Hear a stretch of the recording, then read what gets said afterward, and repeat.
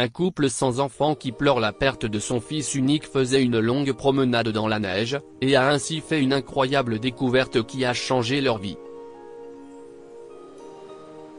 Il est difficile de dire où commencent certaines histoires, surtout celle-ci. Cependant, il serait possible de dire que le début de ce récit est la fin d'une autre.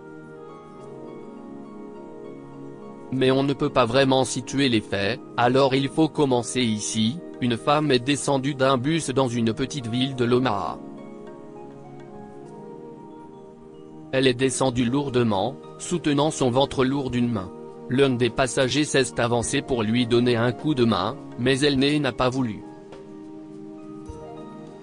« Lâchez-moi » a-t-elle grogné, « je ne suis pas une infirme ».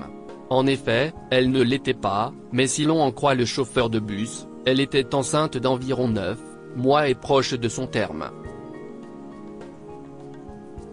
La femme est donc descendue du bus dans une petite ville de l'Omaha, et c'était la fin de l'hiver. Enceinte, elle n'avait d'autre bagage qu'un sac à dos vert délavé, qu'elle traînait par ses bretelles. Le passager qui avait essayé de l'aider plus tôt lui a dit « Écoutez, il y a un hôpital à 2 rues d'ici. » Mais elle a détourné la tête, et a commencé à marcher. Il s'est avéré qu'elle s'est retrouvée dans cet hôpital plus tard dans la soirée, en train de se débattre et de crier, le visage tuméfié par l'effort. Les infirmières ont gloussé et roucoulé lorsqu'elle a accouché d'un petit garçon, mais elle a juste détourné le visage d'un air maussade. « Quand pourrai-je sortir d'ici ?» a-t-elle demandé. On lui a dit que le médecin passera dans quelques heures pour les voir, elle et le bébé, et qu'en attendant, elle devait se reposer. Elle s'est donc tournée sur le côté, et a fait semblant de s'endormir. Mais dès que le bruit s'est calmé dans la petite salle, elle s'est levée, rapide comme un chat. Elle a poussé ses vêtements dans le sac à dos, et avec tout ce qu'elle a pu voler dans la chambre. Elle a hésité devant le bébé qui dormait dans le berceau en plexiglas, à côté de son lit. Puis elle l'a pris dans ses bras, et l'a enveloppé rudement dans une des couvertures de son lit, avant de pousser la porte. La voie était libre, et en une seconde elle était partie. Une fois dans la rue, elle a ralenti. La femme a regardé le bébé dans ses bras, et a dit « Je n'ai pas besoin de ça ». Pourtant, elle est passée devant le poste de police de la ville et les pompiers, et a pris la route pour sortir de la ville. Malgré tout ce qu'elle avait vécu, elle marchait vite, et elle a très vite dépassé les dernières maisons de ville faiblement éclairées. C'est ainsi qu'elle est entrée dans la forêt, et s'est arrêtée. Elle a fait tomber le sac à dos, et est restée debout un moment, hésitante.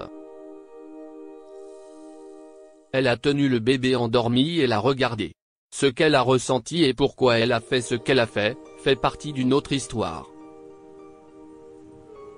Ce qui nous importe, c'est qu'elle a dit d'une voix qui n'était pas sans douceur, « Tu dors maintenant, petit, ça ne fera pas mal, pas comme la vie fait mal. » Elle a soigneusement placé le bébé à l'ombre de la lune bleutée d'un grand sapin, puis a tourné le dos et s'est éloignée, quittant cette histoire pour une autre. Le bébé est resté allongé là, enveloppé dans cette couverture, sans savoir qu'il avait été abandonné. Peut-être que s'il l'avait su, il se serait réveillé, aurait crié, aurait supplié qu'on le sauve. Qui sait? C'était si calme dans ces bois, et si paisible. Seul un hibou a volé autour de l'arbre sur des ailes chuchotantes, pour enquêter. Mais non loin de là, à portée des cris, une autre partie d'une autre histoire touchait à sa fin. Un homme et une femme faisaient la chose la plus difficile que toute personne née avec un cœur puisse faire, dire au revoir à un enfant. John et Fallon Soranson étaient mariés depuis 10 ans, et leur plus grand rêve avait été d'avoir un bébé. Ils ont été ravis lorsque Fallon est tombée enceinte, et qu'ils ont accueilli un adorable petit garçon qu'ils ont appelé Ryan. Bien sûr, Ryan était parfait, comme tous les autres bébés du monde, et ses parents l'adoraient. Il a grandi si vite. Ce que ses parents et les médecins ne savaient pas, et ne pouvaient pas savoir, c'est que quelque chose d'autre grandissait tout aussi vite. Une petite veine dans le cerveau de Ryan gonflait et grandissait comme un ballon, et puis un jour, le ballon a éclaté. Juste comme ça, Ryan n'était plus là. Il n'avait que 2 ans. Fallon et John étaient sous le choc. Comment leur bébé pouvait-il courir le long de la plage à un moment donné, et disparaître l'instant d'après? Quel genre de Dieu laisse cela se produire? N'arrêtait de crier Fallon. Et bien sûr, personne ne lui répondait, parce que personne ne savait. Après un certain temps, Fallon a cessé de crier, mais John pensait que c'était encore pire parce qu'elle restait assise là, sans bouger, sans parler. Puis Fallon a commencé à marcher. Elle mettait un manteau et des chaussures, et disparaissait dans les bois pendant des heures et des heures. Elle revenait toujours, mais John savait combien il est facile de se perdre, et combien c'était dangereux.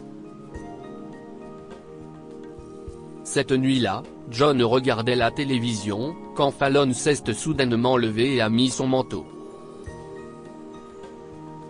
Hein, a demandé John. Où vas-tu? Mais Fallon n'a pas répondu, alors John a pris son propre manteau et son téléphone portable et l'a suivi dehors.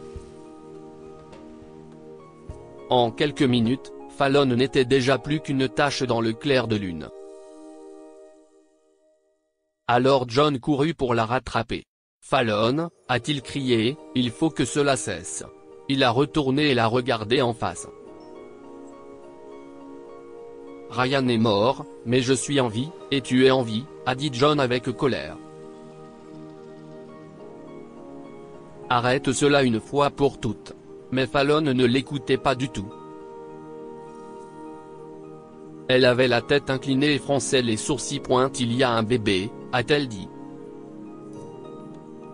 Tu imagines des choses, a crié John qui était déjà vraiment en colère, il n'y a pas de bébé ici. Et si est alors que le son distinctif et unique d'un bébé pleurant a rempli la nuit. Fallon repoussa John et commença à courir. Très vite, elle s'est retrouvée à genoux à l'ombre du sapin, avec le bébé dans ses bras. John, a-t-elle crié. Appelle une ambulance, il a tellement froid. Vite, il faut le sauver.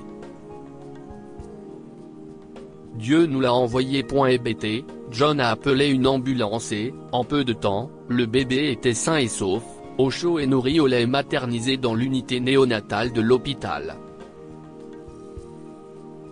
Les autorités ont essayé de retrouver la mère du bébé, mais en vain. Ils ont finalement accédé à la demande des Soranson, et Fallon et John l'ont adopté. Ils l'ont appelé Thomas. Fallon croyait toujours que Dieu a guidé Thomas dans leur vie, et nous pensons le croire aussi. Que pouvons-nous apprendre de cette histoire? Chaque enfant mérite d'être désiré et aimé. Par chance, la vie ou son ange gardien ont mis des parents aimants sur le chemin de Thomas. L'amour guérit les blessures les plus profondes. Même si personne ne pouvait prendre la place de leur fils, les Soranson ont trouvé la guérison en aimant le petit Thomas, qui avait besoin d'eux. Découvrez maintenant l'histoire de cette qui détestait l'enfant auquel elle a donné naissance.